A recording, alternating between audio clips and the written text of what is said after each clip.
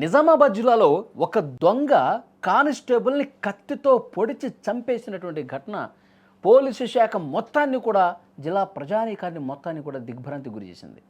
విధి నిర్వహణలో ఉండగా ఒక దుండగుడి చేతిలో కత్తి పోట్లకు గురై ఆ కానిస్టేబుల్ చనిపోయాడు. ఈ దారుణ ఘటన వెనుక భావోద్వేగ కోణాలు ఇప్పుడు ఒక్కొక్కటిగా వెలుగులోకి వస్తూ ఉన్నాయి. దొంగ చేతిలో చనిపోయినటువంటి constable Pramod Nizamabad CCS police స్టేషన్లో విధులు నిర్వహిస్తూ ఉన్నాడు.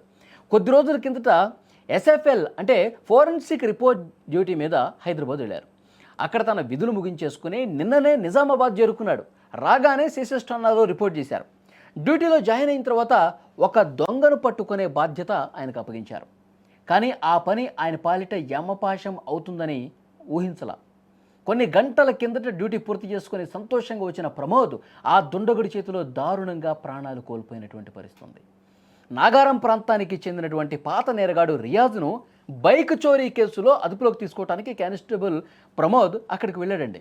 రియాజ్ను పట్టుకున్న తర్వాత తన బైక్ మీదే వెనకాల కూర్చోబెట్టుకుని పోలీస్ స్టేషన్కు తీసుకెళ్తా ఉన్నాడు. అంతలోనే ఈ దారుణం జరిగింది.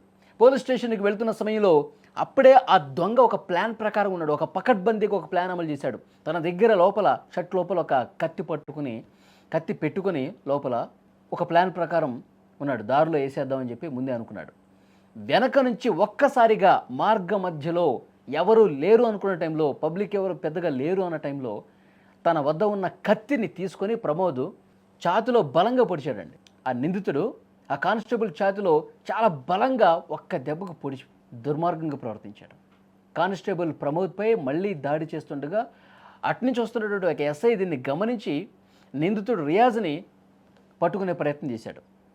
దీంతో ఎస్ఐ మీద కూడా ఆ సమయంలో దాడికి పాల్పడ్డ పరిస్థితుంది. ఎస్ఐ చేతికి కూడా గాయమైపోయింది. మళ్ళీ దాడి చేసి వెంటనే పారిపోయాడు. రియాజ్ తన స్నేహితుడి బైక్పై ఎక్కి అక్కడి నుంచి పారిపోయాడు. అంటే ఒక ప్లాన్, నేను ఇతనితో కత్తితో పొడుస్తా, నువ్వు అటు నుంచి రా బైక్ వేసుకుని వీళ్ళని పొడి చేసి మనకు బైక్ ఎక్కి వెళ్ళిపోదాం. ఈ ప్లాన్ ముందే అమలు చేశాడు. ఇక కత్తిపోటుకు గురైనటువంటి ప్రమోద్ ఒక్కసారిగా కానిస్టేబుల్ నేల కూలిపోయాడు. ఎస్ఐ విఠల్ కూడా వెంటనే తన వాహనంలోనే ప్రమోద్ను హుటాహుటిన ఆసుపత్రికి తీసుకెళ్లాడు.